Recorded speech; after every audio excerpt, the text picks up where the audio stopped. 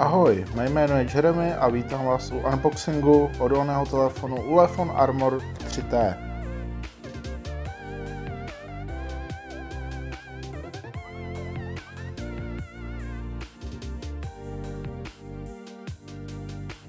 Máme tady český manuál. Dále tady máme základní informace, jako rozlišení fotoaparátu, ten je přední 13 a zadní 21 megapixelů, úlopříčka 5,7 Full HD, odemykání obličejem nebo čtečkou otisků prstů, odolnost IP68/IP69K, o čem si povíme pak v recenzi, velkou baterii 10300 mAh a funkci vysílačky, o které si taky povíme více v recenzi.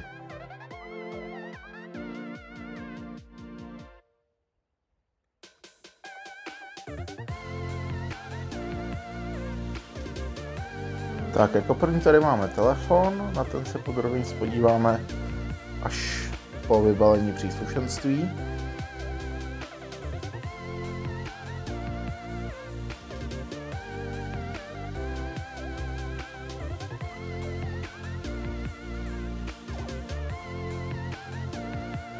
V první krabičce se nachází ochranná folie a stručný návod anglicky a návod, kam se dává SIM karta a paměťová karta. Tak, v dalším balení máme šroubovák, druhý šroubovák, jeden je na krytku antény a druhý je na přidělání klipu na opasek. To je ten klip.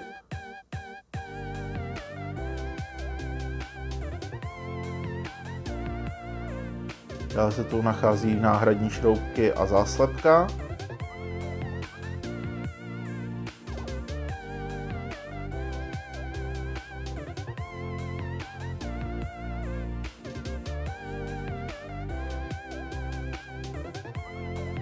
Tak, redukce z USB-C na jacka. OTG redukce na připojení například flashky a anténa, která slouží k vysílačce.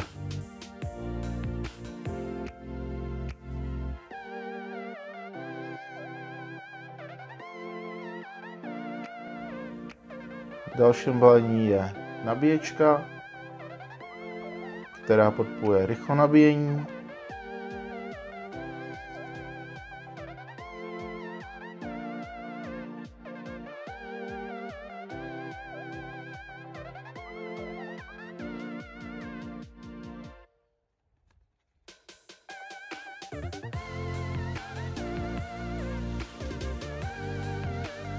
A v poslední se nachází poutko na ruku, kabel s micro USB-C,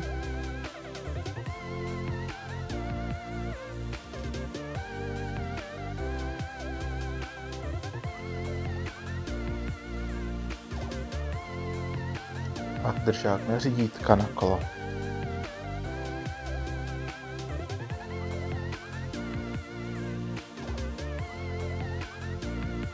Ten se vlastně tímto očkem přichytí na řídítka, je to celé z gumy, takže je to univerzální, je i rotační, takže to můžete mít svislé i vodorovně. To si pak ukážeme v recenzi.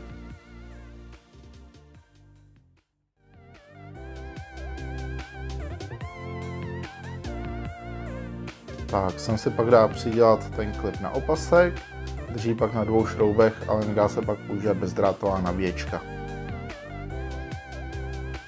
Dále zde je ten držák, se to takhle nasune.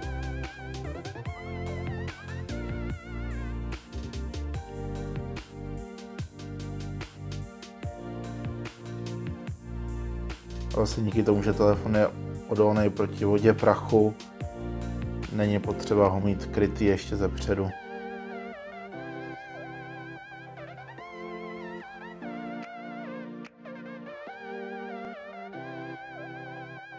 Na závěr si ještě ukážeme přidělání antény na vysílačku. Plochým šroubovákem se povolí záslepka. Teď už se tam pouze našroubuje anténa.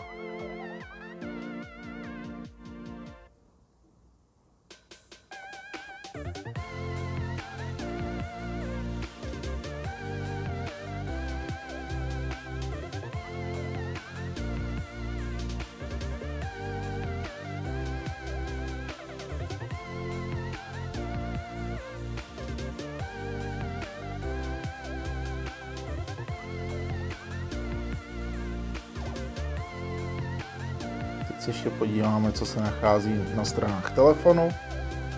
Takže vlevo nahoře ovládání hlasitosti, ovládání vysílačky, ze spoda pod krytkou se nachází USB-C.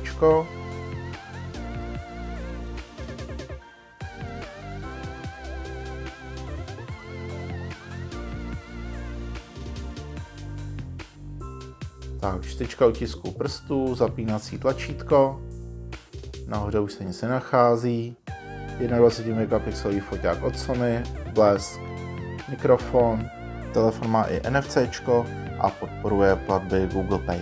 Pod plíškem s nápisem UEFON se pak nachází slot na 2 nano SIM karty a paměťovou kartu.